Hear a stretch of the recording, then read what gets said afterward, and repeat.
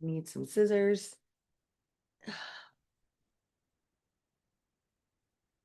Hello, everyone. Welcome in. It is Friday. Yeah, feels like Friday. It's Friday. We are here in the I Love AI community call.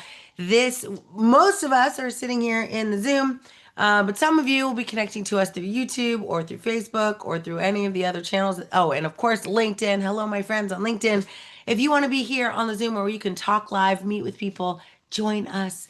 No better time than today. Just go to my name, Noelle.ai, Noelle.ai, and you can join us. But today I've got some really cool, fun news. I'm going to be unboxing my MVP award. So you can see it here. It's beautiful. Oh, so cute. I'm not going to move it. I'm not going to jinx it because I might not actually be in this box. I think it's in this box because it says fragile, but it's a big box for a little disc. So we're going to see. We're going to see what happens. But this year, I received my fifth MVP award in the area of in the area of AI. So it was AI MVP 5 years ago, and then 2 years ago they decided to create some specialties because everyone was becoming an AI MVP. So they're like, well, we need to specialize AI MVPs. And so that's what they ended up doing, and I became a specialist in two different areas. One The first area was in an AI Foundry, which last year was called something else. But anyway, AI Foundry means I'm more on the engineering side than on the co-pilot business side, though I love them like my children. I love them all the same. But I got the award for AI Foundry and building models in AI Foundry. But then I also got the Trustworthy AI Award. So I am awarded twice as an AI MVP, both in Foundry building and in Trustworthy development, which I mean, honestly, like that's, I can't think of a better award. So if you're not familiar with the AI MVP award, you can actually go just look for it on your favorite search engine and just say Microsoft MVP. There's actually three different programs in the MVP organization. One is for student ambassadors. So there is an opportunity if you are a student and you want to get recognized for the community development that you are doing. Good news, you could do that. You can apply through the Student Ambassadorship Program. There is then the MVP, Most Valuable Professional Program. Again, all of these are application-driven programs, which means first you have to be nominated by someone like me. I nominated 12 people this year. So you have to be nominated. And then once you are nominated, you then have to go through kind of a little bit of a vigorous application process to identify, are you the type of person that is getting on stages, meeting people, sharing Microsoft's, not just Microsoft tech. It's not, I actually don't strictly talk about Microsoft tech, but I do very closely align with the ethos of Microsoft and their vision of the world. And so the MVP program is that professional practitioner builder certification and award. The other level is called a regional director, which sounds pretty nice, right? Regional director of Microsoft, like that sounds awesome. But it's for those people that have kind of moved away from building per se and maybe are now CEOs of larger companies and they are more in leadership roles or thought leadership roles. And it has been very hard for me because I definitely feel like I'm a thought leader, but I'm not ready to let go of the fingers on keyboard, like love of the game type AI that I do. I'm still an MVP. The regional director has been knocking on my door for a couple of years now, but I'm not ready. I want to be a practitioner. As you all know, I learn by doing. I'm a doer, not a talker. I show versus tell.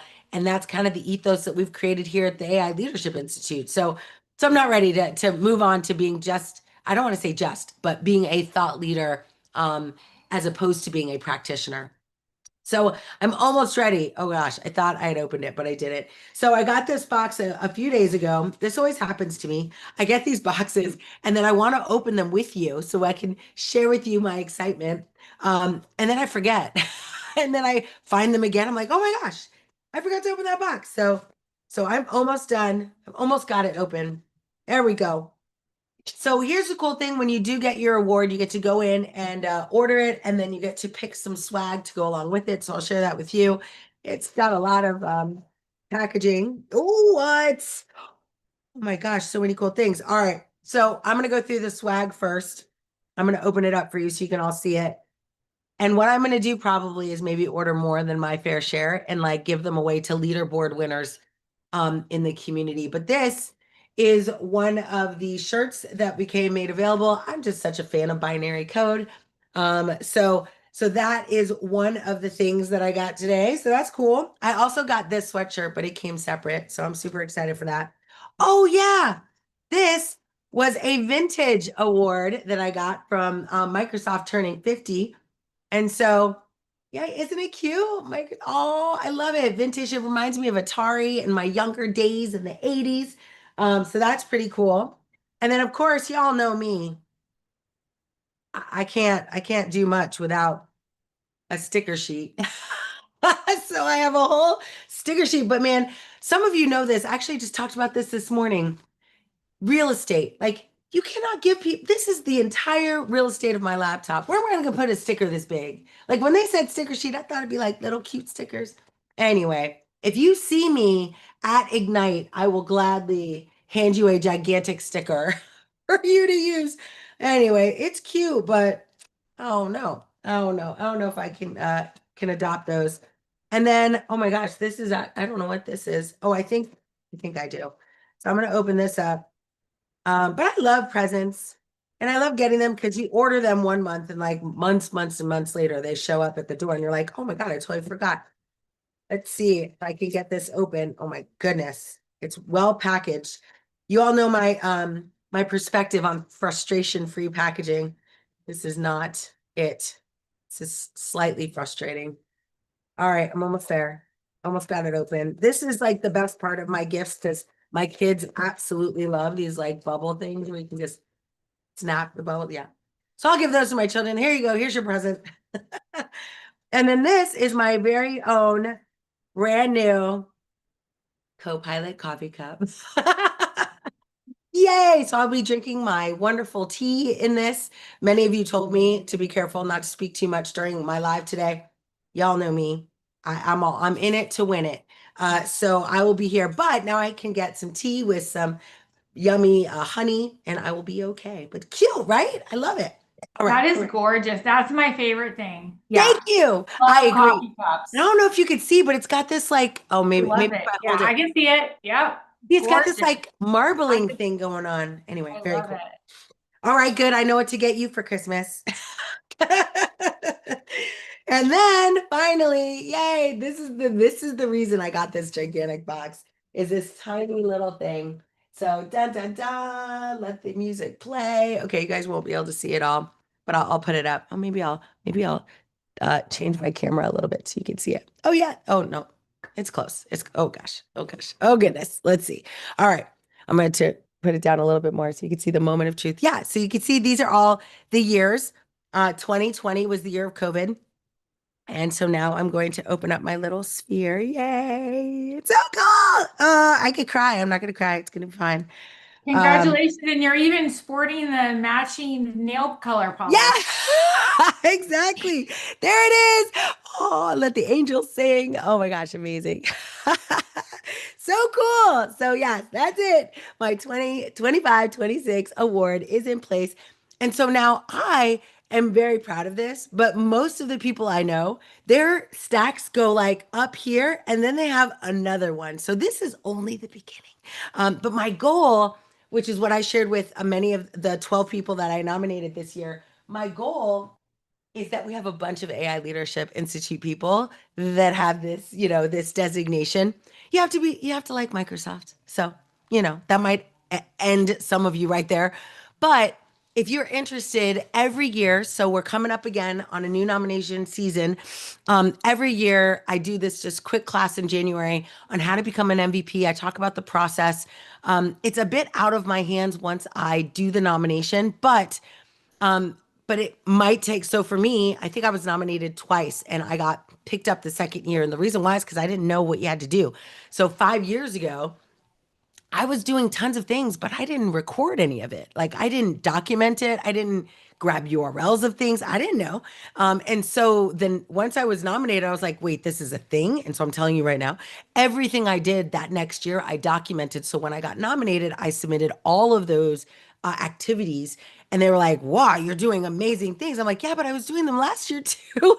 But they can't see you if you don't amplify it, right? If you don't talk about it. So anyway, so I ended up getting the nod the next year, getting the award, and yeah, I have been going strong ever since. And it's not really hard to do for those of us who are interested in driving positive change through community building. Like if you like going to meetups, if you like demoing, if you like doing lives on LinkedIn, like these are the types of things that they're looking for. Like how do we take our knowledge and excitement about this technology, about Copilot, about Copilot Studio, about AI Builder, and for me, about AI Foundry, model selection, model evaluation, leaderboards. I mean, I drive like complete enjoyment using these tools. I mean, the Azure Content Safety is my absolute favorite feature. All of the features inside of it, from groundedness detection to prompt shields, like there's just so much that people don't like. So many people have Microsoft AI in their organization and they have no idea they have some of the best tools in the world to use it safely. They haven't even turned on those features. And so I love it. I'm very excited about it. If you are also equally as excited and you're in the AI Leadership Institute, you can actually partner with me. I will nominate you. I would gladly host you, mentor you through that process. And hopefully we'll get to do a joint celebration next year. So pretty cool. So that leads me to the cool things that are happening in my life over the next couple of weeks. Coming up immediately on Monday morning, I will be taking a flight across the country to San Francisco, where Microsoft Ignite is kicking off on Monday. I will be hanging out with all my MVP friends. We have an MVP soiree happening Monday night. Then on Tuesday, I just got off the panel prep call and there's a couple secrets that I can't tell you. Like literally, I'm like embargoed. But there are some pretty cool attendees, and y'all know, especially my AI Leadership Institute, you will be the first to know when I find out when I'm allowed to talk about who these cool people are, and I'm allowed to share that with y'all. But who I am allowed to share with you, XAI will be there, right? The Grok people. Hugging Face will be at this event that I'm going to be moderating. So XAI, Hugging Face, Decagon, and Cohere. And then there's one surprise guest that will be joining as well. So really cool. I don't know if you know a lot about frontier models, but there is this panel that I am delivering is very interesting. So we are granted. I guess I should say I'm choreographing the event. So I'm choreographing the topics that I personally want to hear about. But I think through my lens, you all will be quite satisfied if you end up watching the replay or catching wind of what we ended up doing. But on Tuesday night, I will be hosting a panel. It's about a 30 to 45-minute panel at an executive event. It's hosted by NVIDIA. So NVIDIA, of course, is the host of the entire event, NVIDIA and Microsoft together. But it's so cool because this is not about like traditional AI. This is about frontier model development, about benchmarks and utilization. In other words, one of the narrowly focused topics we'll talk about, and I think it's worth talking about even on our AI Leadership Institute call for the leaders. I think that one of the most interesting topics is this concept of open versus closed, right? Open source models versus proprietary models. Now, I grew up in open source. Like I was an early solution architect at Red Hat. Red Hat is like they made an entire $1 billion business on supporting open source software. I want to plant this seed for some of you. Some of you, this might be a great gig to get, right? To get into the world of helping people who have decided to go open source, implement Hugging Face models, but then because remember, when you implement open source models, there's often not a back-end support service that comes with it. The community is your support. And the community very rarely works at 1 o'clock in the morning when things start breaking. And they very rarely answer emails on Saturday and Sunday. So you're going to want some additional support. As Jeff Bezos used to say, you want one single throat to choke when things go badly. I don't really like that phrase. It sounds pretty violent, but I get it, right? If you're a CEO and your company's losing money because a model you selected is not performing well, you want someone you can call on a bat phone and be like, help us now. And so thinking about getting into that. Now, granted, it's hard work, and obviously you're the one answering the middle of the night calls and supporting stuff on the weekends, but I can tell you it's a very lucrative business to get into because Microsoft's not Microsoft, Red Hat did very, very well in this space for open source operating systems. And I think open source models has the exact same opportunity, $1 billion support service contracts available for those who choose to do that work. So that's one aspect is, really leaning into Cohere, which is a frontier model company. They're building new models, but their specialty is in small language models. Now, they've been doing this for years. I actually remember at some point, like maybe 2019, 2020, somewhere in there, I interviewed with Cohere. And I didn't know what I wanted to do, by the way. I was like, I didn't want to do product anymore because I'd kind of grown up at IBM and Microsoft and Amazon and Red Hat. I wanted to kind of get into building custom development and become a developer relations person, right? Like help developers get it done. And so I was interviewing with a bunch of models. Now, granted, this was in 2020, so we hadn't really seen the advent of ChatGPT and generative models. So I was interviewing with a bunch of companies. I ultimately decided I didn't want to work for anybody, so I didn't do that. But it was cool to talk to them because they were just at the beginning of building some of these models that today sit at the top of the leaderboards in these frontier models. Frontier models are different because they're not large scale LLMs being built by the Magnificent Seven or whatever, or the big companies. They are models that are pushing the edge. So Grok is considered a frontier model. Cohere models are frontier models because they're pushing the edge of what's possible with these models through customization, small language models, and fine tuning. And so that I think is really interesting. And of course, you can leverage these models inside of Microsoft AI Foundry and you can fine tune them in AI Foundry. So the reason we're bringing all them together is to talk about kind of what the future is. So I think the talk is AI at scale, how to, the frontier models from kind of hype to real world impact, like what's actually true about how these models are making differences and how do these teams build those services. So I'll share with you a couple of the things just because we're here around I don't know, what I'm anticipating talking about with them. And I would love to get your feedback or if you have questions or if you have answers to some of these questions. But this is from the product team, the executive leadership, and the C-suite leadership of these companies that it's going to be on the panel talking about their perspective. Let me go here, not there, there. Hold on one second. Hopefully it's in here. Oh yeah, there we go. So AI at scale, frontier models into real world impact. And so the what I ended up, oh, I don't see it here now. Oh dear. Let me see. Hold on. Let me see if I can find it. I just sent it earlier today. Maybe I didn't send it. Maybe it's still sitting in a Isn't that funny when that happens? Where I like accidentally sent a blank email instead of all the information that I wanted to. But the information that or the direction that I wanted to go in, let me flip to that now. Hold on. Hold that thought, the suspense. Was that I wanted to really orchestrate the conversation from kind of open proprietary, but really into agentic like future agentic organizations. Now I have a little selfish reason for going into agentic application of these frontier models because I'm pitching and working with Wiley on a new book called Scaling Agentic Systems. And it really is less about like how do you build a single model, but more about how do you start building models at scale and orchestrating those systems together. So we're going to start with kind of the open closed model to model paradigm. How do you pick a model, evaluate a model? How do you know you're using the right model for the right task? One of the members of the Cohere team said something that I say all the time, and it was so nice to hear someone else say it.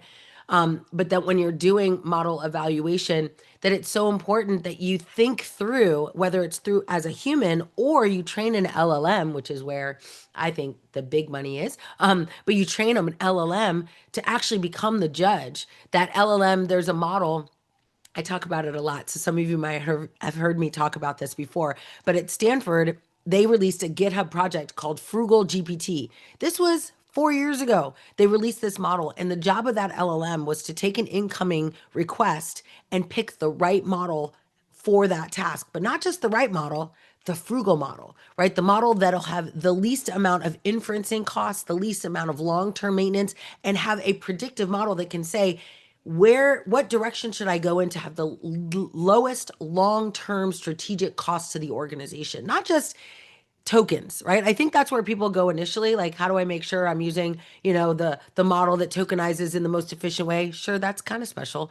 But what happens when you actually get very predictive and you start thinking much broader than that? And you start thinking, well, what if I could predict from that request how many more requests will be coming because of the nature of that request, how many LLMs will be involved, and what the strategic choice of LLM will be, not just based on tokens, which, yes, do that, but also based on inferencing time, long-term scale, long-term security, long-term, like when you're thinking through the cost structure of AI implementations, it's not just the immediate cost of using up those tokens. It's actually what is the long-term cost of maintaining a solution that has those answers. And so Frugal GPT kind of thought through this, and it was really, really cool. You can go check it out today. You can go to your favorite search engine and search Frugal GPT from Stanford, and it'll come right up. So that's kind of one piece. And then, of course, what I did like about our conversation is, as most of the conversations I have, this is what often happens, is as we start talking about right sizing and making sure you're picking the right model for the right task and making sure you're constantly thinking about real-time inferencing cost and real-time maintenance costs and long-term maintenance costs for an AI model, those are no one thinks about that on day one, right? No one's thinking about that when you're in like baby tiger mode, when you're like, oh my gosh, this model's so cute. It's doing such cute things. No one's like, hey, so how much is that going to cost on a daily basis per, the amount of people that are going to use it? These are the questions I always encourage us as AI leaders to get very good at asking, no matter how exciting the moment is around that model, right? We want to be asking things like, okay, how many people might use this thing? Like, what is the total addressable market for this? And then at that level, start thinking through the impact of a model like that. What is at that highest level of total addressability? What is the tokenization look like? What does the security model look like? Again, it's very hard to think about it in the beginning because your model's super small and everyone always will, even your own team will be like, it's overkill. We don't need to do that right now. That's not important right now. But as a safe, responsible architect, right, our job is to ask that question, and our job is to at least provide a strategy, right, that mitigates for those risks, that addresses those concerns. So that I really loved that part of the conversation. And then, of course, we ended up talking about safety, model safety. And I love that because these people are not responsible AI, advocates. They're not in a responsible AI team, but they all came back to the same thing, which is how do you make sure that in the excitement of building a frontier model that's doing things no one's ever done before and everyone's using it, how do you make sure that it's safe? And so I will be asking them to divulge a little bit more about their safety protocols or safety processes, but most of it revolves around red teaming and the ability to create a team that'll do a lot of preemptive attack posturing to ensure that the model has at least been tested to handle some of the most common safety and security risks in these frontier models. But I'm going to let them do the talking. I'm just giving you kind of what I got from my little conversation with them, which was less than 30 minutes. But I'm super excited, like super cool. And there's a guest that's coming, maybe. Think good thoughts. I don't know who it is, but I think they're special. And so I'll be able to announce that to you all as soon as I know. You'll know, of course. Sorry, I'm a little tiny bit under the weather, but hopefully you can see my enthusiasm for for this topic is it over like it's over and above any feelings I have of like not feeling 100% because this is so cool. And then the last thing, which is always for those of you who ever moderate a panel, I always do the same thing, which is I create a story arc so that it's pleasant for the audience to experience, but then I end with very practical things. Like what I think I'll just pull up the exact question I'm asking them in one sentence. What is the single most important action that you can take tomorrow to improve the way you evaluate or deploy your AI systems? And that's coming from XAI's VP, from Cohere, right? Who they're top of the leaderboard, right? What do they want you as an executive? change in behavior do you want me as an executive to have? And so I'm very interested. I don't know their answers. They didn't have to answer them on the call, but I'm very interested in this, and of course, I'll be bringing that directly to you next Friday, which will be on the other side of this event and Microsoft Ignite. So I'm excited for that. I hope you all are excited too. It's kind of cool. I'm really looking forward to that. I then will go from Microsoft Ignite to a smaller venue, Chamber of Commerce event in Fort Myers. And then in Fort Myers, I'll be talking to a bunch of local businesses. Super excited. If you're in Fort Myers, please come to the event. You can go to my LinkedIn profile. Or I posted it on all of my channels. So you can go to my channels, find out where it is. There's a PDF that shows how to sign up. So I hope you'll show up and come. We're going to be giving away mini baby tigers and we're going to be giving away books. And I'll be doing a book signing. So it'll be really fun. In the middle of all that, so I go to Fort Myers, then I fly to Atlanta. In Atlanta, there's going to be a GovTech Summit for the state and local government municipalities in Georgia. And so I'm super excited about that because this is a part of my world that I care about a lot, but doesn't I don't do a lot of business there. Maybe that'll change as a result of this event. But I do want to provide advisory to these organizations that are just trying to. Now, remember, if you're talking to a government an agency or entity, or if you're talking to a municipality, they're not like looking to, get massive amounts of new revenue, right? They're just trying to survive, right? They are very much in survival mode. Their federal funding has likely been cut. The people that work there are likely unhappy, or if they're happy, they're not, able to do very much more than they're already currently doing. And so it's very much an efficiency play with this audience. And so rather than me talking about like, here's how much revenue you can generate with AI and here's how much more you can do, more is more, grow, grow, grow, 10x, rather than taking that approach, I take a slightly different approach in creating efficiencies in the organization that allow them to serve their audience at the highest level. And that, when I say audience, I mean their residents, if they are a residential municipality, or their constituents, if they are a political organization. How do I help them serve the mission-driven, focused goal that they have? And in state, local, and even federal agencies, their mission is just so very different than like a commercial capitalist type company, right? Their mission is not just make more money and pay it out to stakeholders. Their mission is to serve the people that they're there to serve, right? So I've worked with a lot of municipalities in energy and in utilities. So this will be really fun. I'm actually doing 6 government events next year already on the books. One of them I think is in Hawaii, which is awesome. Like bring it on. But I'm doing a lot of these events to support state and local governments gaining these efficiencies through responsible use. And they are actually some of my favorite audiences to talk to. So that is pretty cool. So that is what I'll be doing on Wednesday. Or I'm sorry, on Thursday, I'll be in Atlanta. On Friday, I fly back to Florida to Naples and I talk to another Chamber of Commerce. So that's just next week. But my hope and the reason I do this, right? Number one, I love to do it. But number two, we are in a very, very special time right now. I said this in my TED Talk, which you can find. You just go to noelle.ai or agentic agency.ai. You could see my TED Talk on you could also just Google it, Noelle Russell TED Talk, and it'll pop right up. But in this TED Talk, I talk about at the end, I kind of land my plane around this concept of right now, we are the last kind of generation that will train these models on how to think, how to listen, how to be empathetic, right? Because we are fast moving into an autonomous age where these models will train themselves based on prior data. And so we have a moment though right now. When we say fine tuning, for those of you who don't know what that means, right? This is the art of taking an existing language model and custom training it to an outcome, right? Custom training it for a specific demographic, specific problem set. I've been doing fine tuning since they told me not to, which was like 2022. Right? As soon as LLMs came out, my first instinct was let's customize a big model to a small use case. And I will just tell you point blank, I remember recording it. I was in a room with we'll call them influential data scientists, and they told me no one everyone always starts like this with me. They look at me and they're like, no one will ever do it that way that you're thinking. No one. No one will ever fine tune a model. It's unnecessary, right? Language models are so big you don't need to fine tune. And then fast forward 5 years and here we are fine tuning away. So I say that to hopefully encourage you with your crazy ideas that if you get a crazy idea, hold on to it. Maybe you don't go public with it.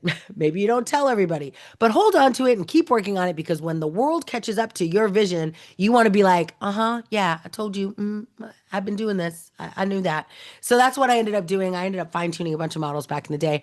And now they're cool again. Cohere is one of the best. That's the reason I interviewed with them. They are one of the best custom model development shops in the world. And so they allow you to go in, take an existing model that they have built, a large language model, maybe billions of data points or trillions of data points, and narrowly focus it, use parameter efficient fine tuning to actually focus the model. And that allows you to achieve some of the efficiencies I just talked about, right? Like inferencing efficiencies and tokenization efficiencies, all that stuff gets better when you focus the model's attention on a specific task with a specific data set. So fine tuning is very cool.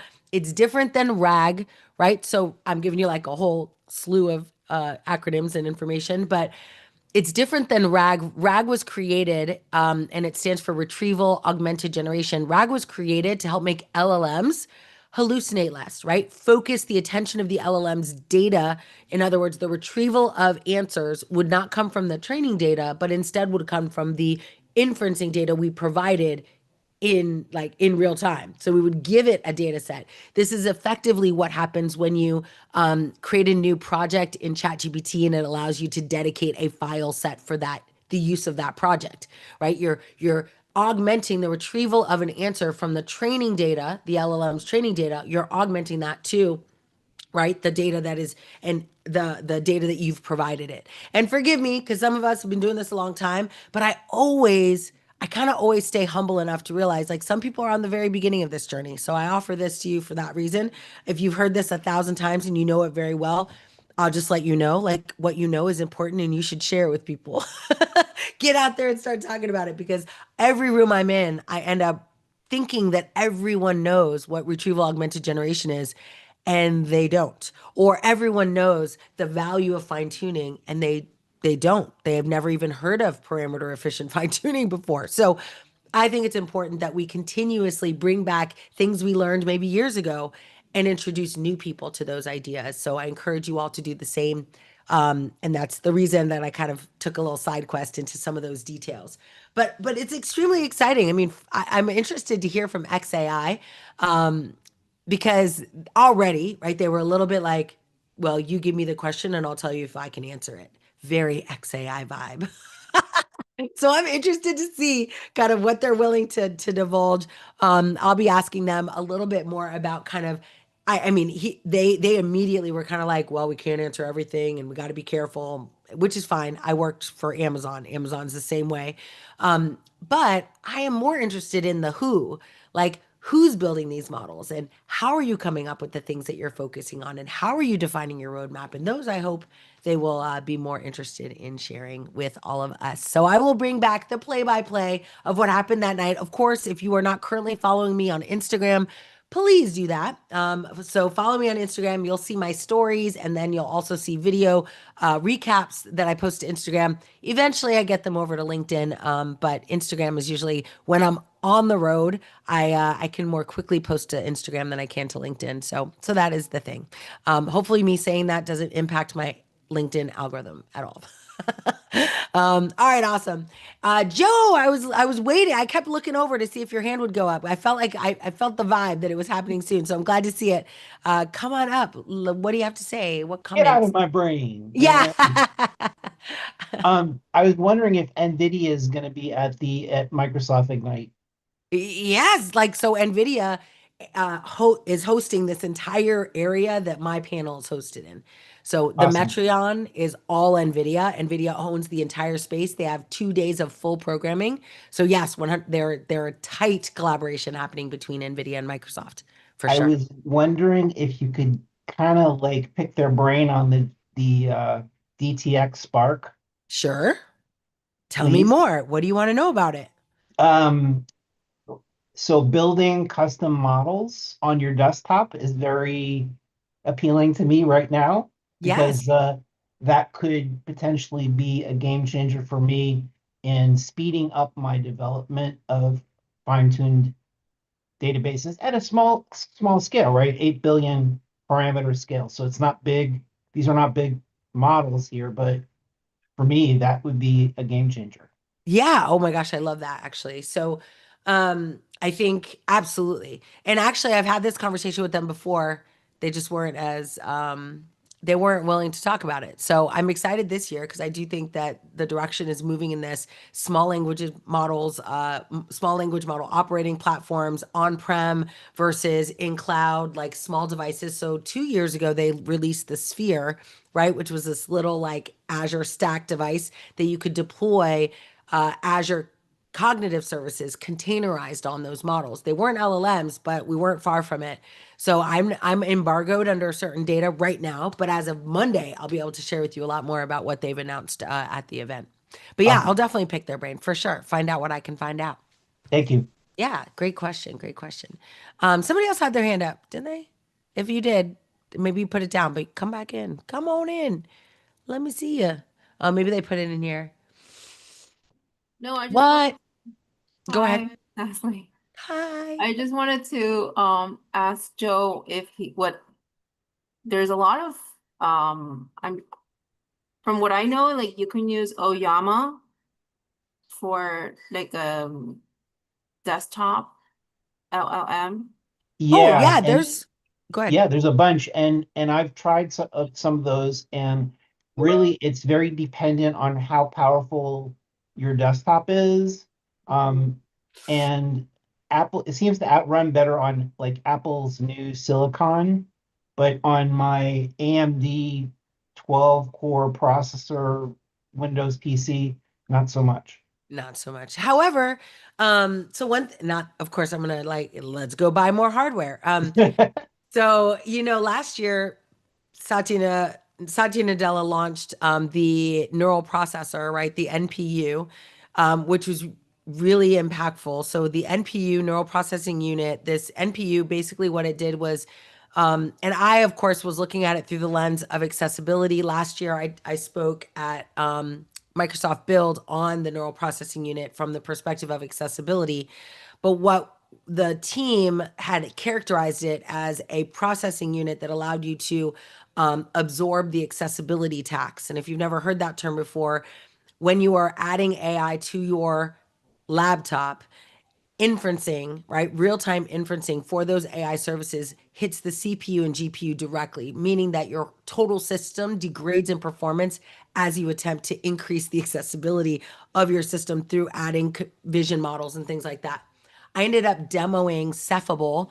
If you haven't heard of Cephable, you should look them up. They're very cool. They basically add crazy cool and highly performant accessibility tools, and they ended up being part of that announcement that they did.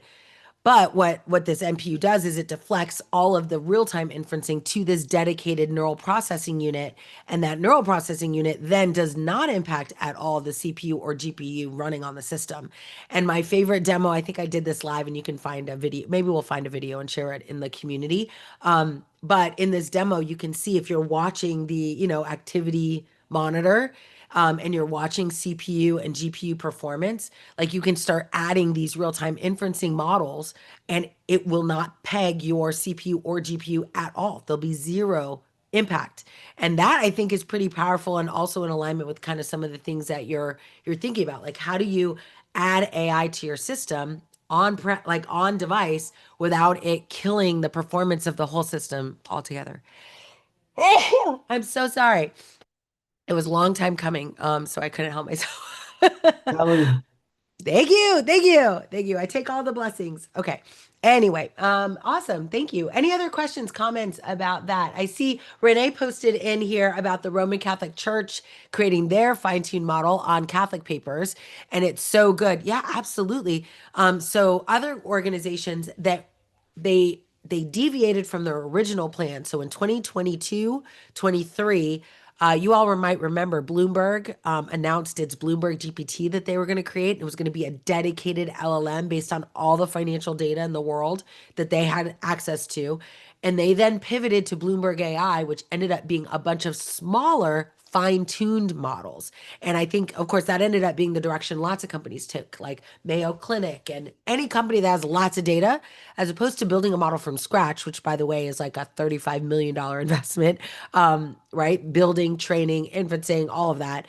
As opposed to doing that, taking an existing model and fine-tuning it, right? Customizing it, that is where the highest levels of efficiencies have been gained. So that makes sense. It also, I just want to say this, like you can go to, if the Roman Catholic Church can do it, I feel like of all the companies that are all the organizations that would be considered laggards and last to adopt, I feel like they're on that list, right? And they're there. So now use that use case, right? If you have a link, that'd be awesome, but I'll go look it up. Oh no, But I you, have a link. I'll send it to you. So the how I found out about it was I I texted love my it. friend up in St. Augustine, and I was like, you know what? I have all these questions, and ChatGPT doesn't know the answer to because it won't answer Christian stuff or whatever. Right, right, right. I need a Catholic LLM, and she's like, "Oh, here it is." 2 seconds later. So Yep. I'm That's what I'm gonna talking about. I'll grab the link just so you can just see, but it's super accurate because I have the catechism in front of me at all times and it's Yes. super accurate. I So I'll love send it. it to you, just so I you love can it. see how they did it. That's so cool. I love it. I became a Catholic as an adult, so I have a different perspective and appreciation for the catechism. So I So that's actually super I'm cool. a convert too. Oh wow, neat, neat, neat, neat. So the reason I mention that is that as you go into organizations that are like, "Ma, we don't do that. Ah, we don't need it. Ah, we're not. We're old school. We don't do that." Like you show them that the Roman Catholic Church has done it, and all of a sudden they're like, "Wait, what?" Like maybe we need to think about this because they are literally the last to do things. So I love this use case. I love this example. I think it demonstrates to people that like now's the time. And it also demonstrates that you don't need to boil the ocean, right? You could just take a very specific use case and do that. And that retrieval augmented generation turn to fine tuning, right? I don't know if you've seen, but a lot of the academic institutions are now, I mean, retrieval augmented generation was kind of the de facto standard for deploying AI models in their infancy, in the early days of model development. But they were not, it is not really very scalable, right? Fine tuning is scalable, but you can't get there from here. So when I do my AI solutions architecture, program, I talk about as you're explaining to someone, day one, you use an LLM and RAG to demonstrate and prove out the hypothesis. But day two, when you're moving into productization and you're basically taking that model into production, you're going to use what you learned, transfer that learning to a small language model, fine tune that model to the problem and the data that you've collected, because that's part of our process. And then now you've got a highly efficient, custom tuned model that is just so much more, so much better at answering the question that you're solving for. So really cool. I love it. I love it. Oh, cool. That's that. Oh, I don't know. I saw you say something, Joe, but I think it was out of context. But yeah, do that. Let's see. Fine tuning. Oh, cool. What kind of fine tuning did you mention? Oh, I think we did that. Okay. Oh my gosh, I'm so behind. There's like 20 comments in here. All right. Anyway, so if you have any other comments, questions about that, I think that's pretty cool. Really neat. Let's see, Dell and the others. Oh yeah, yeah, exactly. Copilot PCs are the neural processing unit PCs. And I will tell you, I'd already have one. Actually, we were teaching the agentic AI practitioner class when I went to MVP Summit and I was late. And because I was late, my tag didn't have a QR code on it. If it had that QR code, which was a 30% discount on hardware in the Microsoft store, I would have went and bought it, but I didn't because I didn't have it and I wasn't willing to not, I'm like my mother in that sense. Like give me a coupon and maybe I'll buy it. So I went, so I didn't end up buying it then and I still don't have it. However, I don't know if y'all know, I mean, I'm wearing a purple shirt right now. My nails are purple. Purple's my color. I have lavender suitcase, which I just replaced. So soon you'll see cranberry becomes my new color for 2026. But I love purple, and they came out with a purple, beautiful lavender Microsoft Copilot's PC. So I will be getting that Santa. I will be getting that, and then I will also be getting the matching, but not in brand, but in color. They have lavender, mic or Apple Studio, like over the ear headphones. Anyway, so it's gonna be all lavender all the time. It's gonna be beautiful. I'm gonna love it. Oh, and then I Well, can put my gigantic sticker on the top of my laptop. I love that, but let's talk for a second. Tell me the different, like, so I have a Dell laptop, right? That's great. But I'm gonna get a new one. So why, like, I love Microsoft too. So is Microsoft, like, I've never had a Microsoft laptop. I've only had Dell for 31 years. Yep. So can you tell me like what would make me want to buy a Microsoft one? Because they're going to be the same price, right? So why would I want to? I don't Microsoft care. versus Dell. Yeah, yeah, for sure. For sure. I mean, even if it's more expensive, whichever. But which one? Why would I want to buy a Microsoft over a Dell? And I could definitely, if there's other Microsoft people, and you might not buy one over the other. I have had Oh, both. I've had like ThinkPads before they were outsourced. Um, this is the Microsoft Studio something or other.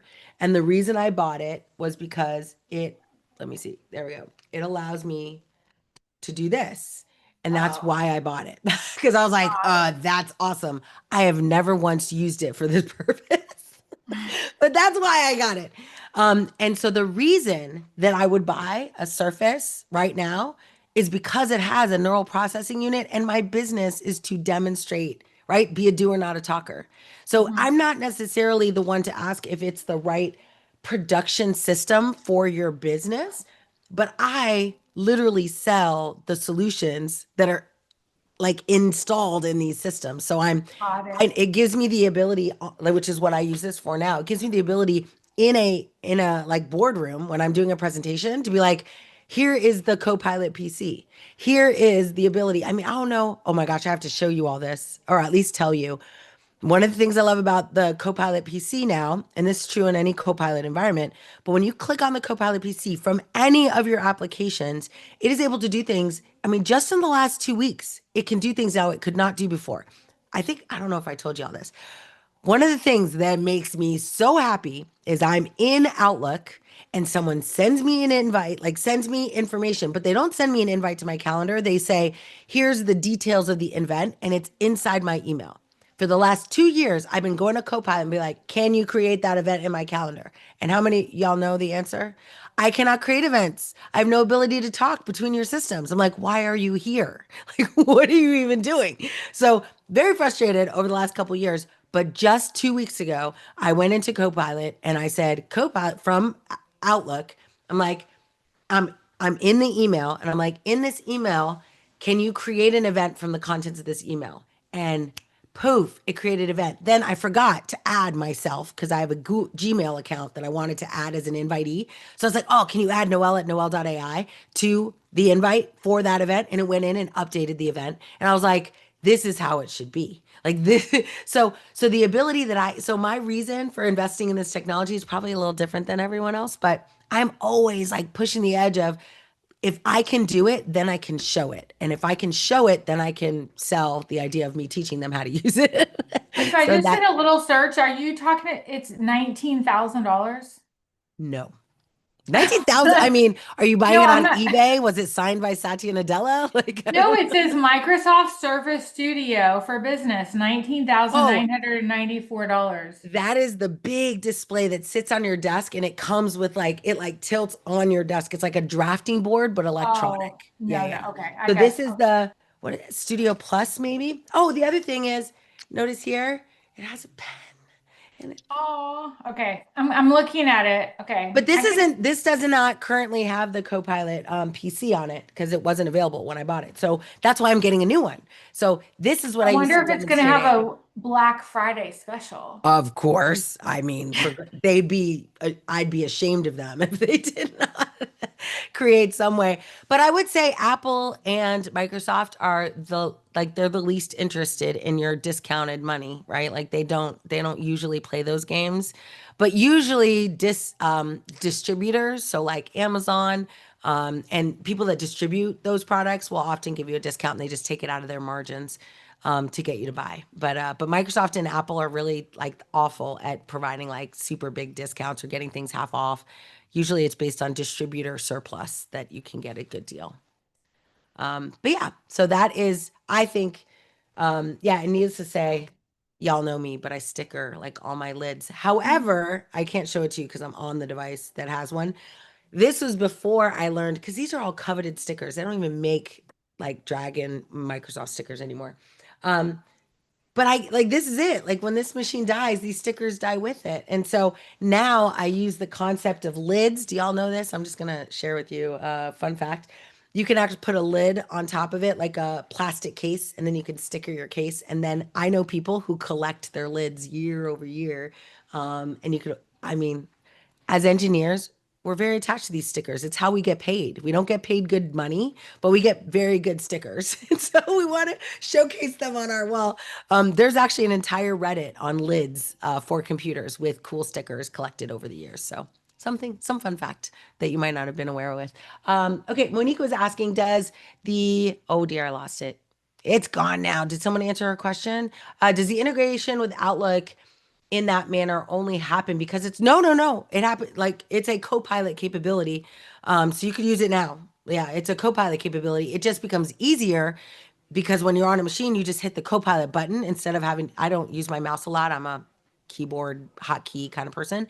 So it just lets me hit the I every time and it creates a much better habit, right? Is some like to go over and get into the Copilot tab inside every tool is annoying. When you have the Copilot key, whatever app you're in, it will it will kick off the Copilot in that app. So if you're in PowerPoint, Microsoft, Excel, Office, like it's kind of cool. But I think that's just a novelty.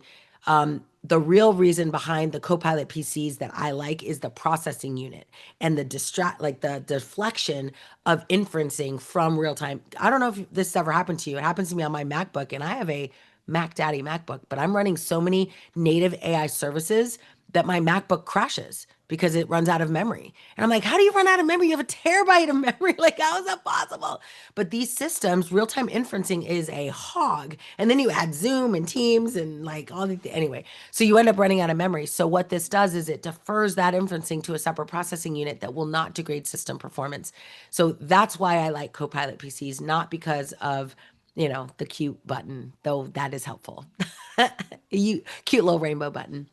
So thanks for that question. Yeah, exactly. Oh yeah, right. So I see it, the NVIDIA, exactly. If I have 4K. No, I shouldn't even say that very loud because my husband, right? Y'all know, some of you know him, Warren. He travels with me to events. He has to constantly battle with the person, me, who, what do you get the girl who just wants tech stuff and I buy everything when I want it. So right, I'm embargoed right now until Christmas. I can't buy anything for myself between now and Christmas. So anything that launches at Ignite, anything that launches at reInvent is open for grabs. He is allowed to get for me. Um, Oh yeah, exactly. So that is the machine that I'm going to be investigating at Ignite. And so one thing I am doing, I don't know if I have it handy here, but I have a microphone. So I attach a microphone to my shirt, and then I have one in my hand, and I just go to the to executives and leaders or people that are at the booth, and I'm just like, hey, can I interview you for a second? And then I'm gonna grab. I mean, this is a new idea. I've done it twice now, but I'm just gonna put a microphone on them and then ask them questions. So like that's why I asked you specifically, what question do you want me to ask them? And I will ask them that question, and then that way we get some content for the community coming not just from like third party, like me hearing them and then me, the telephone game. By the time it gets to you, who knows what the person really said? I want it to come direct from them, and that's what these expert halls are so good at. Is I could just go from one station to the next and just be like, what's your pitch? Like, what do you got going on here? And everyone at Microsoft, the expert hall is all the new capabilities plus all the old capabilities, but every booth is a different product. And usually the product owner, the person who built it, is there. So I'm excited about collecting a whole bunch of interviews from these people. Yeah, and since I'm an MVP, I'm hoping they'll say yes. Sometimes people get a little cagey when they're like, wait, who's gonna get this and where is it gonna go? I'm like, just be good and don't say anything illegal. And then they say no. Okay. Cool, cool. Yeah, it does look amazing. Noelle, what's oh Yeah. sorry. Is that Don? Yeah, yeah, it's me. What's up? And then I'll go to you, Stuff. Nestle. Oh, did I cut somebody? It's okay. You can everyone knows that Don struggles with the hand raising, so we'll let you go and then I'll go to Nestle. It's okay. Go Uh, ahead. no, somebody. I think a couple people were asking about sufferable. So Oh, it's actually great. Thank you. Thanks, Oopsie. Don. Thanks, Don, because I was like, am I like the kid who doesn't know how to spell separable of the Sorry. software? hey, man, Sorry. There you it go. just might it might Seffable. make you more of a genius, you know. Yes, I appreciate you. Seffable there. I just typed it in. Seffable, I think it's .com, maybe AI, I don't know. What But is it though? oh, so it is well, do you want to know like the actual definition or like what I was so Seffable is a company that focuses on building accessible technology. So I will definitely make sure you all see the session I did last year on personalized education. But Cephable, when you install it on your machine, it uses computer vision to detect your face. And just imagine, I love this story. The owner and founder, his name is Alex. He had a brother who had special needs, significant special needs, like um, muscular dystrophy, and so was not able to play. Like his brother, little brother, was growing and growing and wanted to play Roblox with his friends and Minecraft with his friends, and he couldn't keep up because he didn't have control over his hands. And so he built Cephable like years ago. He was on Alexa with me in the early days, which is how we know each other. But he was on Alexa, and then he went and built Cephable because of what he saw with his son, with his brother.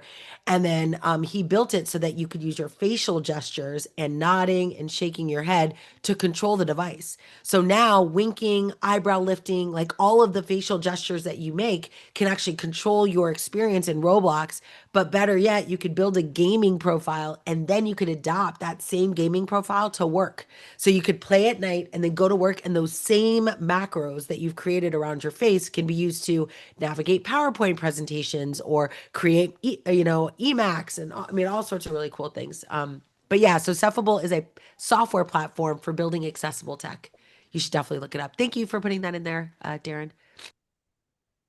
Excuse me. Uh-oh. Hold on. I'm gonna have to cough for a second. Hold on.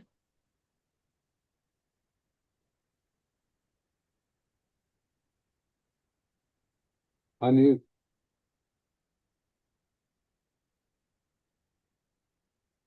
I was just giving myself a moment to recover.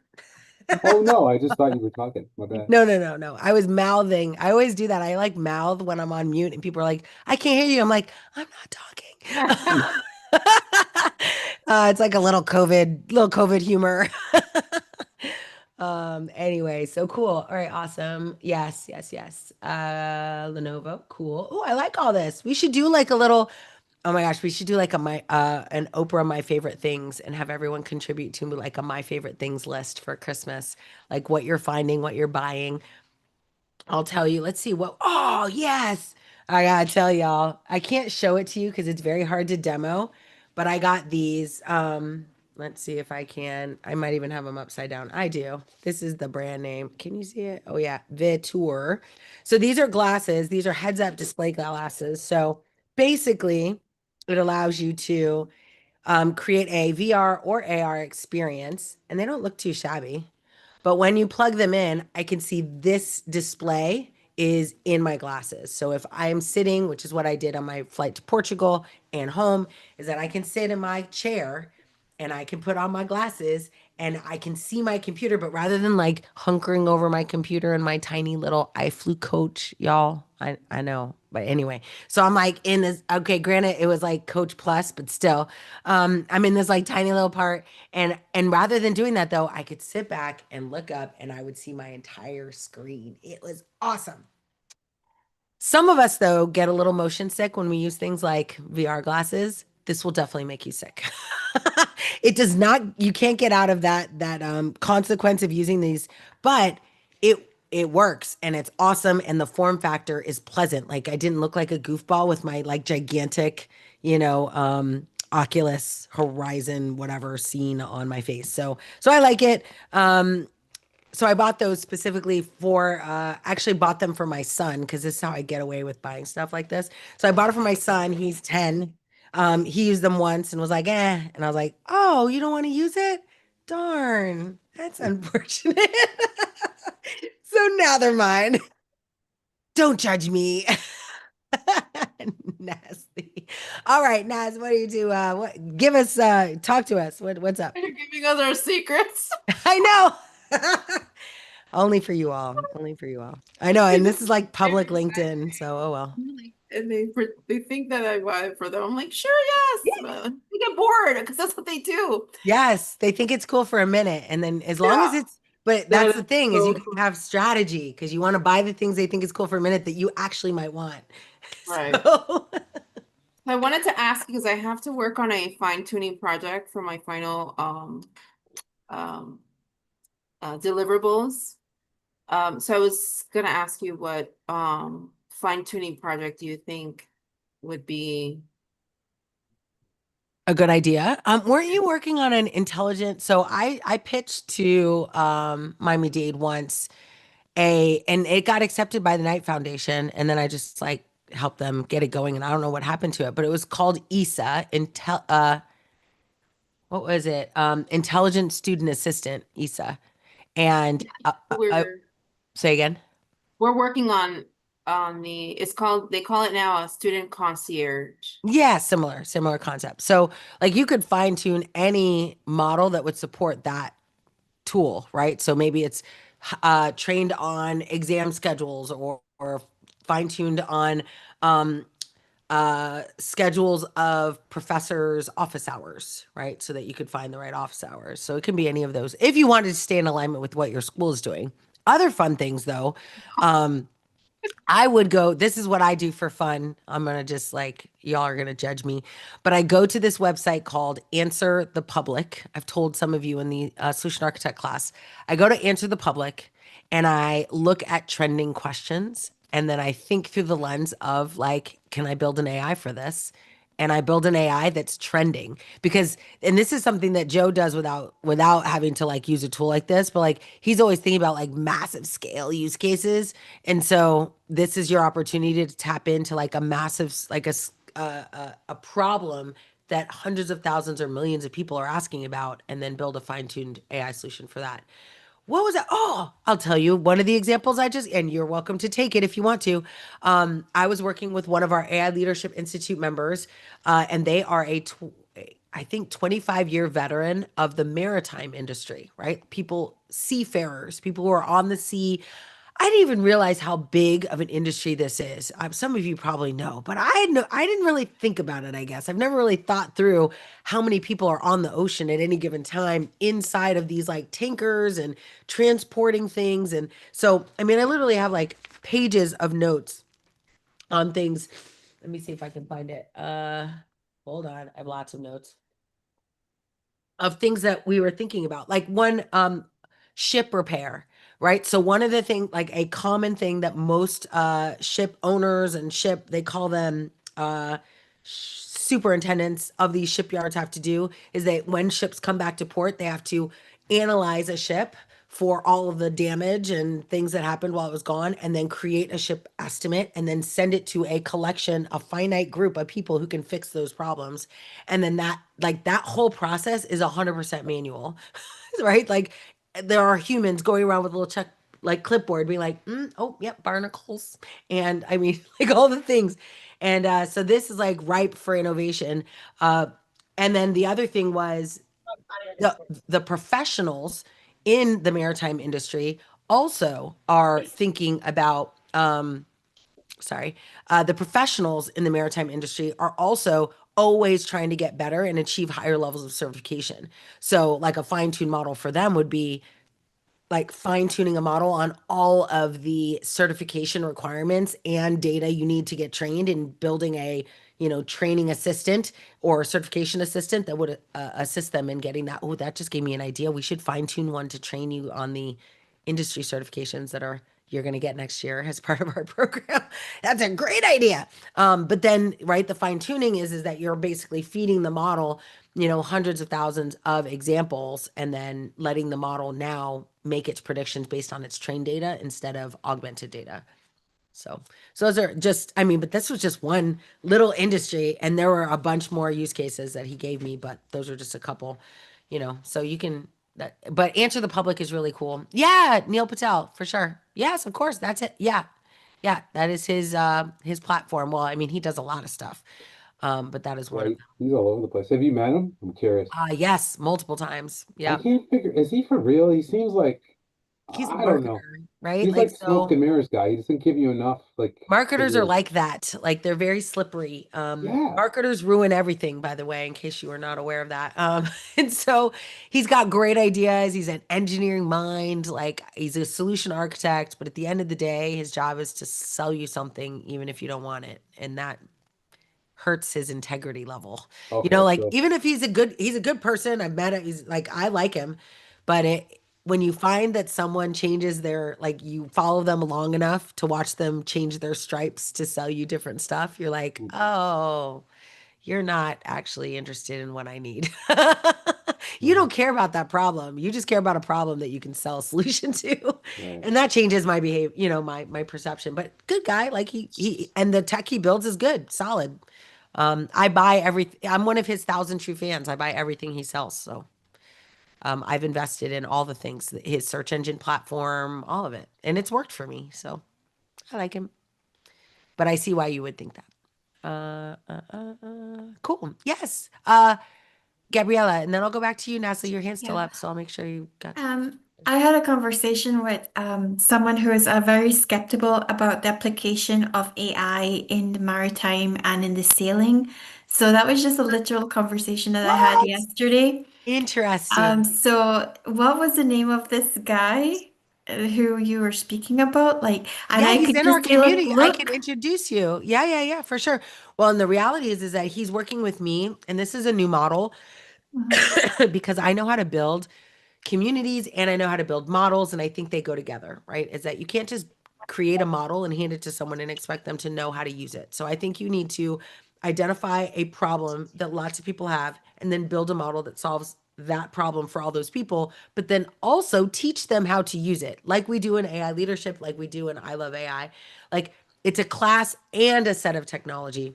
And Mhm. so similarly, we're going to build like a school for maritime professionals.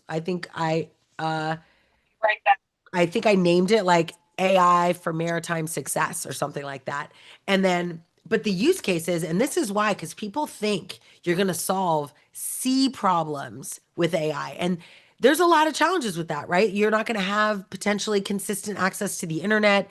Something Joe was talking about, you're going to have to think about having on device inferencing capabilities so that you don't have to hit the internet to get answers. But those aren't all the problems. There's an No. entire onshore seafarer management process that happens. There's a whole industry of people that have roles that sit on shore managing what happens at sea. And then there's a whole process of repairing ships when they come back. And then, like I said, there's the whole process of educating seafarers to take their different levels of certifications. Their certifications identify levels of safety and security training.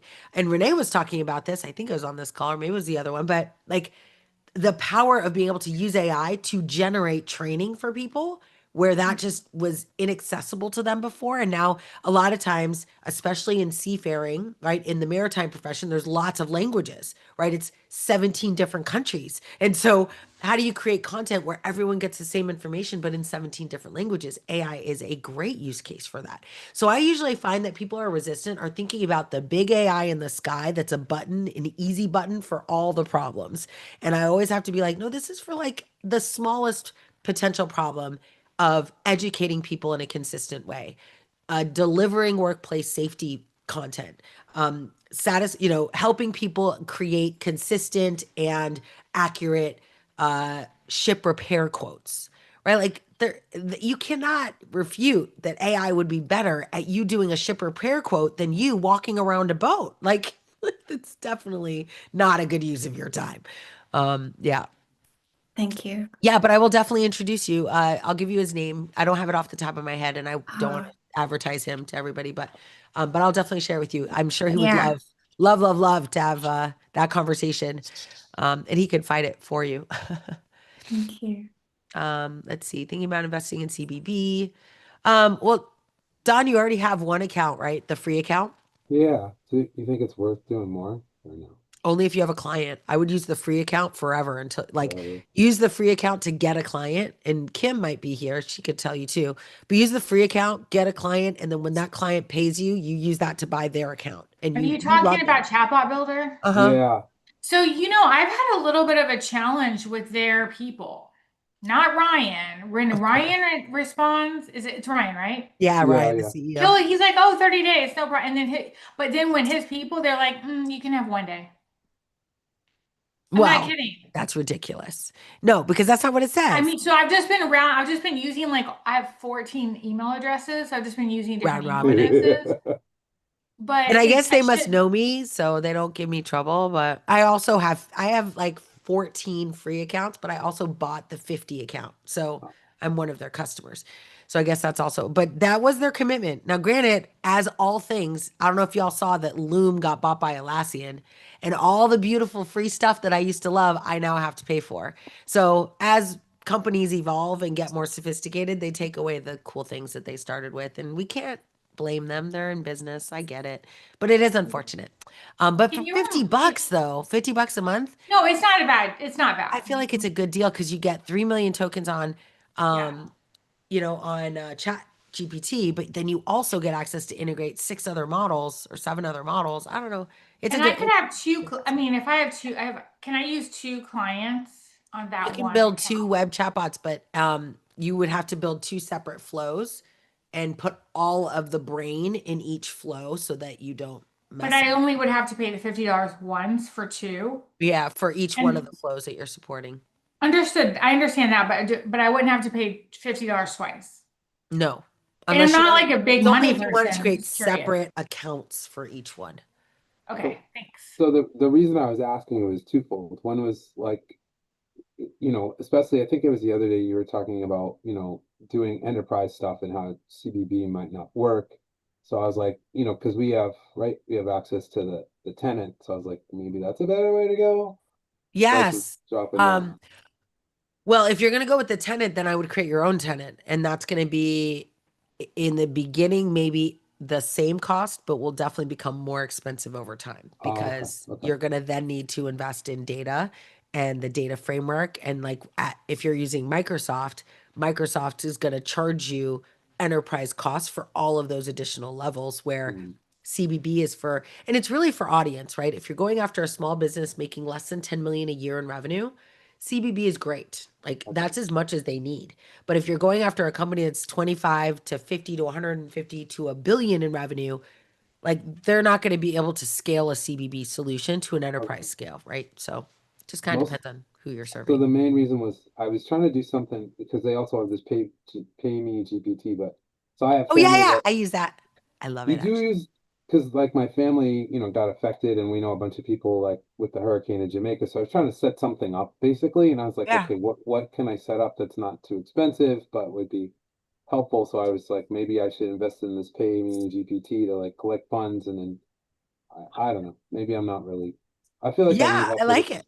some kind of solution, but whether I it's mean, yeah, I mean, I like it, but I'm also like I'm an innovator. I'm like, I would test it and see if it works. And if it works, keep building it. If it doesn't work, I mean, this is like guidance I got from Jeff Bezos way back in the day. Like just build it as fast as you can, get it in front of people. And if they like it, keep building it. If they don't like it, kill it. And that's why I like CBB because they give you an account that you can just test something out.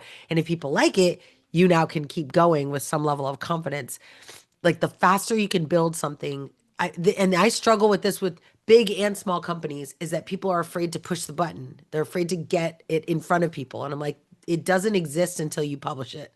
Like, especially with AI. Like it can look as good, it'll be a beautiful solution on paper. You will even test it and you'll be like, oh my gosh, it's amazing. The second you put it in front of a user you haven't trained, they're going to give you the real answer on whether or not your system is working, and they will break it right away.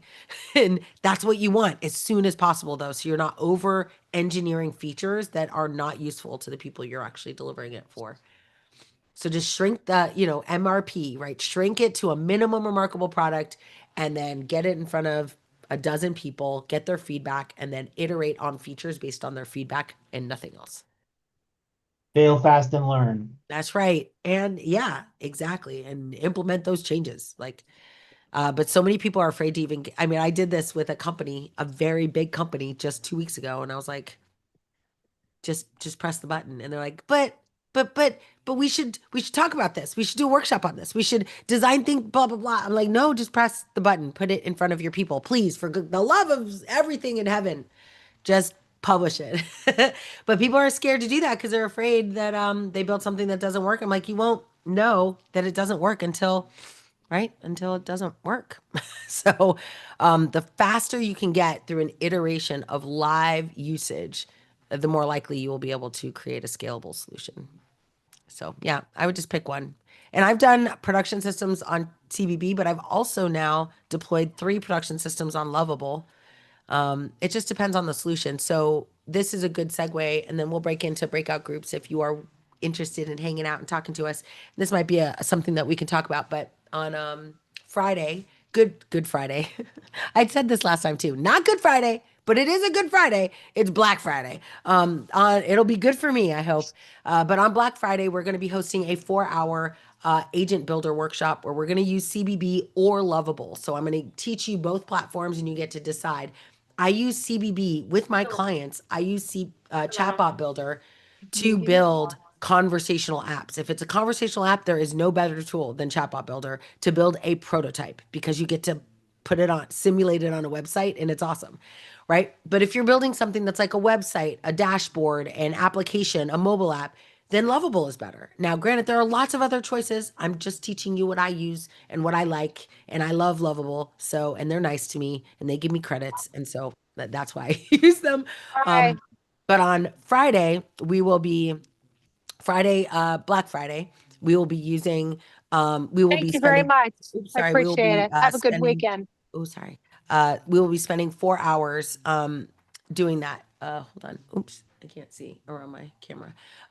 So we'll spend 4 hours going through that process of building a responsible AI system end to end. A little bit different because there's new features that are available, so I'll show you those. But that is going to be on Friday. And your only request, you could take it for free if you have to. But my hope is that you'd be willing to donate to a cause, which is to buy an Alexa device for an underrepresented community. You're going to buy it and ship it. We'll tell you how to do that when you join and register, but you don't have to. You could just come. But the idea is that if you're going to buy stuff that people don't want, like glasses, right? You might as well buy something that's going to help an underrepresented school teacher or underrepresented person who is educating, the elderly and helping them understand. Is Sherry on the call? She has this really cool subtitle for her business, a tagline. I can't remember it right now, but it's so good. Are you there? No, she's not here. Maybe if you're there, come off mute and tell me. Oh, I see you on the phone. I'm not going to unmute you, but I'll let you unmute yourself if you want to.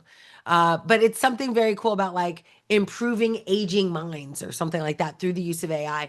And so I want to empower those people because many of them are doing it for free and they are not getting supported. They're not getting paid. And so I'm like, the least I could do is give you some devices to go in and make your job a little easier, educating underrepresented groups on how to use this technology to create a better life. And so we're going to be doing that. So it's 100% for charity event. We do it every year. Last year we gave out, I think, 35 devices to schools in South Florida. This year we're going to focus on the aging community. So I'm super excited. So hopefully you'll join us for that. And that's a chance to learn Lovable and CBB, depending on the use case. And then for those of you who do this for a living, like me, like this is my Vibathon. I just did one in Portugal, right? Like the Vibathon is the same thing. You get in there, you teach them how to build a safe, responsible system, and then you let them play. And then the most important thing they can do is hit publish and then teach you what they just built. It's a magical process. People like their eyes light up. They turn into little kids. They're like, oh my God, this is the coolest thing. I can't wait to show my one of the women who I taught in Portugal is like, I can't wait to show my kids that I built an AI system. She told me later her kids were not impressed, but still, it doesn't matter. My kids are rarely impressed. It was funny. One of my daughter's teachers apparently has found me on Instagram and stopped my daughter in the hall and was like, "Do you know how cool your mom is?" And my daughter was like, "Yes, I do." It's so good, so good. Embarrassing your children, the one delight in life. So, anyway, any other, Natalie, did you want to ask anything? Did I Yes, answer your question? Oh, yeah. I just have one more question Yeah, please because do. as an AI student, what I was thinking is, have you heard the terminology of building in public? Yes. You mean from an open source perspective? Just building anything in public. So Yeah. what I was thinking is, since there's like a kind of like a movement right now with hormone replacement therapy Uh-huh. and women's testosterone. Yep. What's going on, long story short, FDA doesn't want to allocate testosterone dosages for women. And I've been following this trend. Somebody that needs hormone, like some kind of hormone balancing. I've Yeah. looked up natural Oh, stuff yes. and I that's what I'm know. doing. But I understand.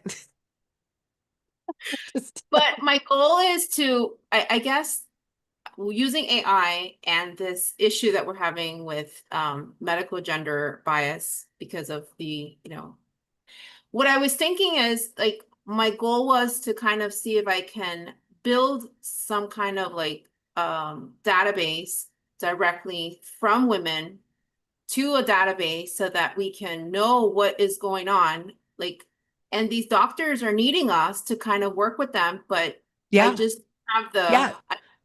So you I will have the become a researcher in that case, right? So you will identify hypothesis and then you will set a mission. You can get grants for this. This is not my bag. I right, do not right, do the grant thing, but you can get grants to support your efforts so you can live while you're doing this research. Your right, hypothesis has to be crystal clear, like I am collecting this data to generate this outcome. You can awesome.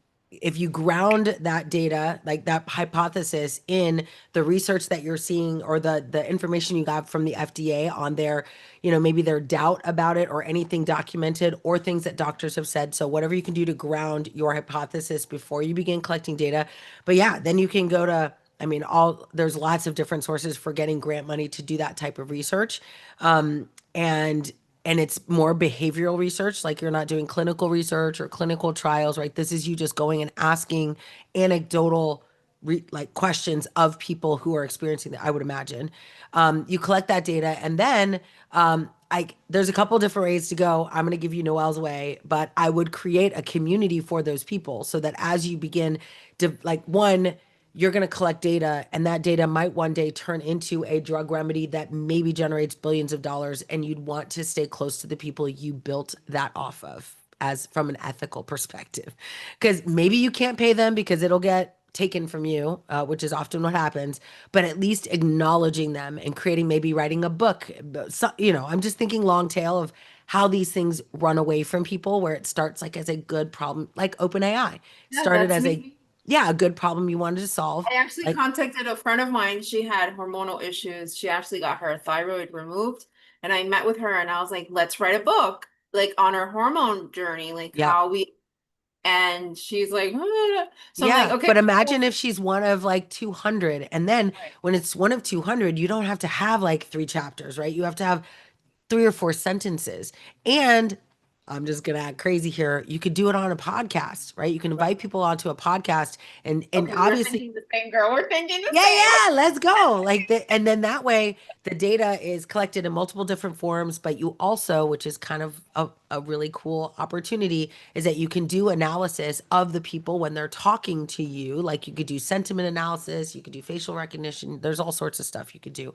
But like I said, the most important thing is to collect those people into community, number one, because it's not fun this stage of life, and not having the help you need is also a struggle. And then all the other things, being a woman, being likely a parent, like So you have an opportunity to create a community that not only might serve them in the long term by creating a solution to this very important problem, but you also have a chance to collect people and then potentially even teach them how they can, take a bigger part in that solution. So building the community plus doing the data collection, I think is a 1-2 punch that could really serve you well. But yeah, I definitely believe in building in public from that perspective and then documenting the entire journey on GitHub. Like document it all. I mean, you don't have to use GitHub. You could document it, I guess, on Medium. But I like GitHub because at the end of the day, you're going to want this to become data science, I would imagine, or at least science. And so documenting GitHub makes the bridge to doing that even better. I would start even in Lovable, right? When you go to Lovable, you could create a form that you're going to have people just fill out to collect their information, and that will be generated into a GitHub repo. And that's how it starts. And now you've got a GitHub repo, which is public and open source, and then you've got a form process that you can intake people in. Then you put them on a podcast, stick them in a school community, and you're off to the races. Awesome. Thank you so much. That's exactly what the Yeah. GitHub, like using all the tools that the school's teaching us. And I'm like, okay, how do we put all this together? Yes. Yeah, That is absolutely. what All right, awesome. awesome. Cool. Okay, well, now's the time in the call where we get to know each other. I looked at these lists. Hopefully you can join. Please join. The best part of our day is when we actually talk to each other. We promise to be nice to you. So click the button when it shows up. And we're going to spend a few minutes, just go round robin. The rooms are a little bit bigger today, so I'm going to encourage you to just let everyone introduce themselves. And then if you need a topic to talk about, I'd really think about like, hey, what questions should we ask these people at reInvent and at Microsoft Ignite? If I'm going to talk to people, what should we talk to them about? I would love to get some questions back from you all about if you could talk to the model developers of the biggest models in the world, what would you ask them? I struggle with this, so I would love your feedback. But otherwise, just get to know each other. We'll spend about 10 minutes talking, and then we'll come back and close this out. So we'll see you soon. Click the button. Oh, No problem. Hold on, Gabrielle, while people find their place, and hopefully they will connect with each other. Fingers crossed. Otherwise, I have to move people around. All right, good. I don't know where Sherry is. Michelle, are you there? I don't want to put. I feel like I'm gonna put William. I'm moving you. I Good. am here. All right. Oh, good. But let's see. William. Oh, Nasa's gonna go in with William. Thank you. All right. Okay, we're looking good. Looking good. Okay. All right. Gabriella, before you head oh, over. I got you. Thank you so Of much. course. Hi. Noelle, I went over to Maven, right? Yeah. And I went through the toggle keys where they go from lesson 1 up to 5, but I don't know if I can be able to share the snapshots. It just says Oh, submit, sorry. and I don't see content, and I'm like, I Submit must for be your slow. project. I don't understand.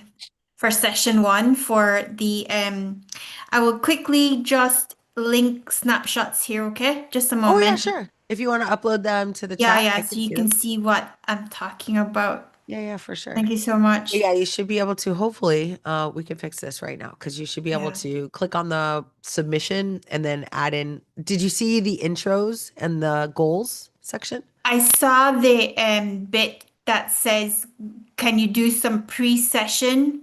So I got the link, right? And things, but I don't know if I could find this. This is what I'm seeing on screen. See this bit? Hold on. Oh, Yes. thank you. Thank you. Let me follow what you're doing. Okay. Oh yeah, yeah, this is it. Okay, so I'm gonna close this out. So what you're gonna do is go to, let me go to the student view. So this is exactly what you'll see when you go to the Yeah, home yeah. page in the student view. Hmm. It'll show you this. And then when Yeah. you're in this session and you drop down, and I haven't published this content yet. Okay. So Okay. did you watch you were on the video last Yeah, night? I Yes. did the So I recording, forgot to so I hit thought, publish. So it's yeah. in draft right now. So I'll publish that after this call. So I just forgot, but I will do that today. No, And no, then, no, no, no. It's but just, here, this is where uh, you'll do the work. So this says, yeah, yeah, yeah. So that's yeah. it. Because I was thinking I have to join you at 1 o'clock tonight, 7 p.m. on your side. No, So no, yeah. no. And then tomorrow, I did Uh-huh. the call today. I don't know how it showed up in the thing. Oopsie, cancel, save. Let me go over here. Classroom. I don't Uh-huh. know where it would be. So I created a call earlier today. I don't know where it Mm, is.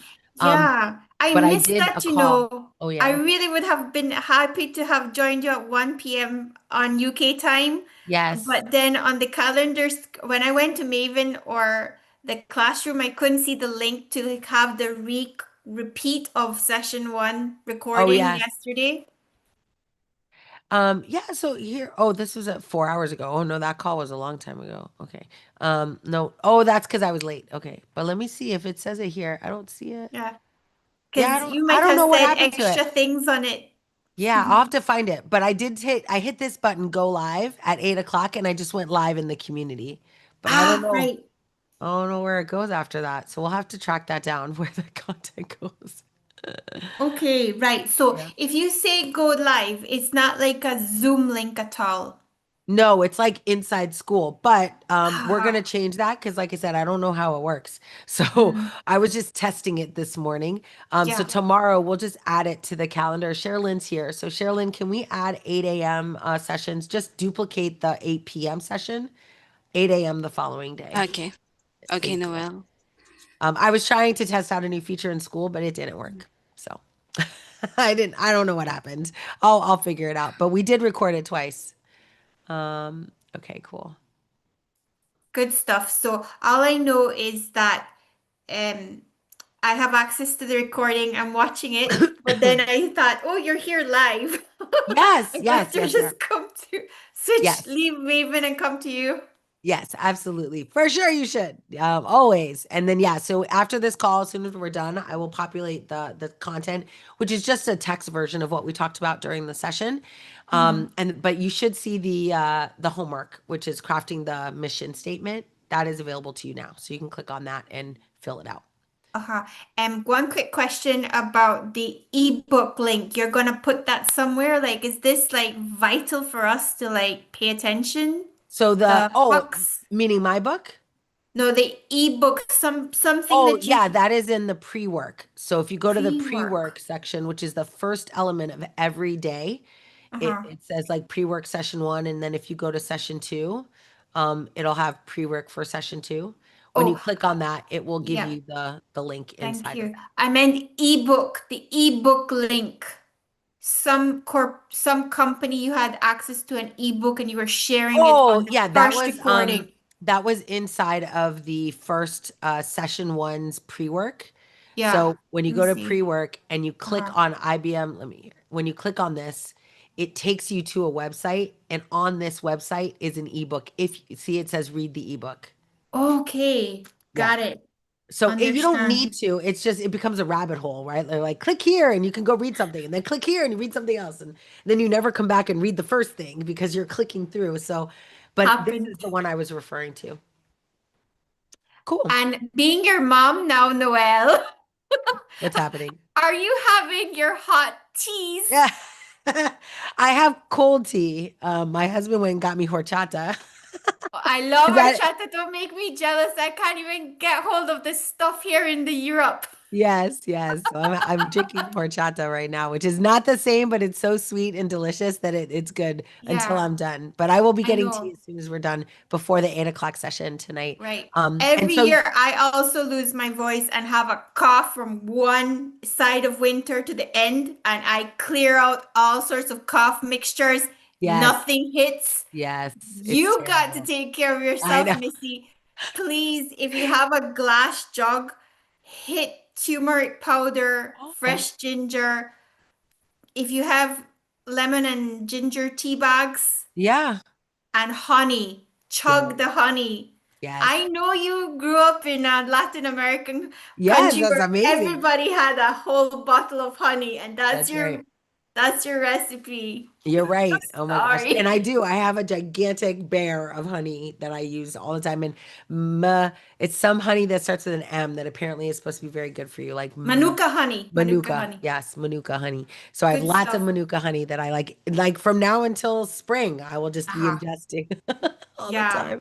Okay, Noelle. I just felt So like you're really punishing your body right now, and I'm like, I I hope. know, but this is unfortunately, but I have break time. It's just not now. It's tomorrow and Sunday. That's why the class is built the way it is, right? So I have two Mhm. days and then we have 2 days to rest tomorrow and Sunday, and then we're good to go. So, but I'll Good see you one. tomorrow at 8 a.m. my time if you want to Yeah. hear the live version.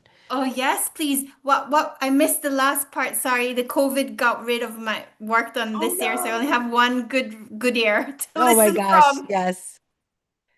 What What time was was I? it? Oh, Sorry. 8 a.m. Eastern time, but you'll see it in the calendar. Yeah, yeah. Yeah. So I Sherilyn think that's sorted like, it. She yes, that's like connected 8. it. Yes, thank Take you. care, Thank you, Noelle. Cheryl. Thank you. You're welcome. And Noel, the hard but the pre-work for today, if the members, even I, when I opened the Harvard 13 response how to use AI responsibly, we need to subscribe, and it costs Oh between no. $12 What? to $1850. Oh my We gosh, cannot I must be open. subscribed already. Oopsie. Okay, good. Yes. No, is it okay if we will just copy, like, we can get the information and Yeah, yeah, send it yeah.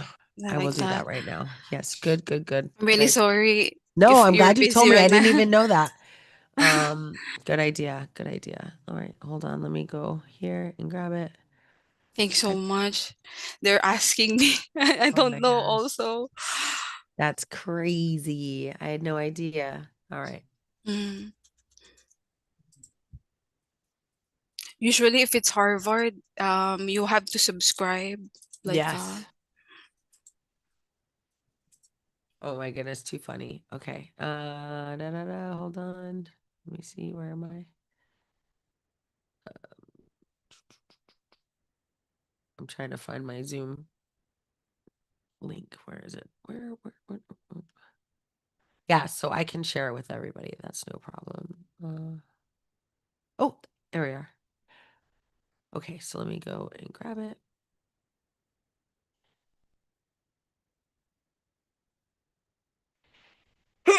Sorry, excuse me. All right, 1 minute. Let me go and tell everyone. Hold on. Hello, everyone. We have about 2 minutes left. So, anyone who hasn't had a chance to have a chat, please give them a chance to do so. Otherwise, let's wrap up our conversations and I'll see you in 2 minutes. And Noel, are you going to be busy after this call? Is it Uh, okay to have a short meeting or uh, tomorrow?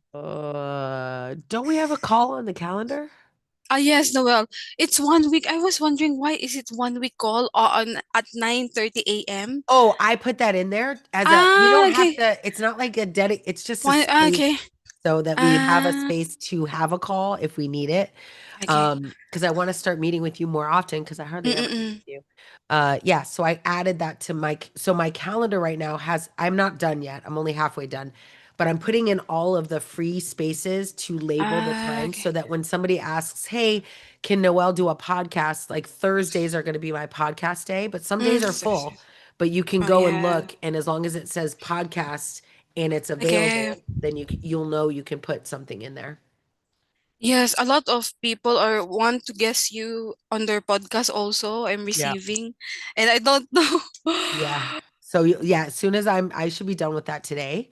You'll be able to go into my calendar and find Okay. spots that are available. Yeah. And then I'm gonna have you like, I'm Yeah, gonna, the instruction, Noel, for the email, yes. right? I have the response to that. Mm. Oh, that's not right. All right, let me shut down these rooms. I'll give them a few more seconds. Oopsie.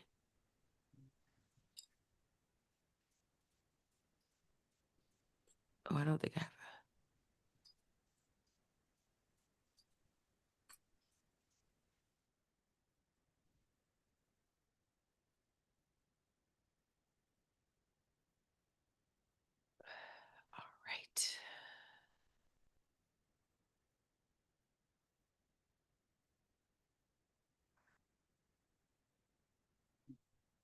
All right. Alrighty. Almost there.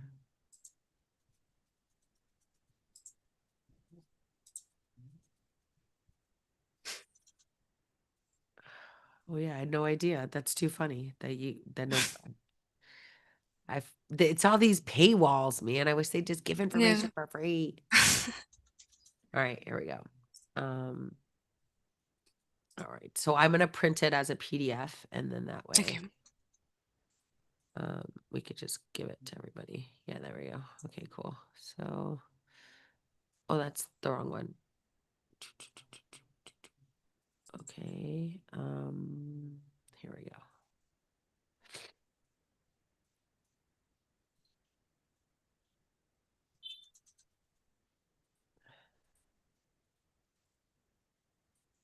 Oopsie, I just printed it to my printer. That's not the right thing.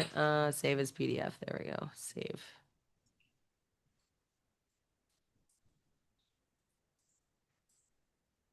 All right. Oops, I forgot that we were on LinkedIn. Sorry, LinkedIn people. So good to see you all. Let me close these Oh, rooms. Um, I forgot. yeah, me too. Oopsie. Thanks for staying and watching. I hope it was entertaining. Nice to have you all here. Thank you for being here. I'm gonna go ahead and stop the stream now. We are gonna close this call. I hope you are enjoying hanging out with us. Sorry for the last 10 minutes because that's our breakout time. If you want to join us, you can at any time by just going to Noelle. Noelle.ai. That's the website. It's also me on Instagram. It's me on TikTok. And you can find me, of course, on LinkedIn by just looking for Noelle Russell. But if you want to join these calls and hang out with us, I hope you will. That again is Noelle.ai. That's the website. https://noelle.ai. So I'll see you then. Thanks for joining us. And I hope you enjoyed the show. Bye, everybody. My printer is going crazy. Hold on.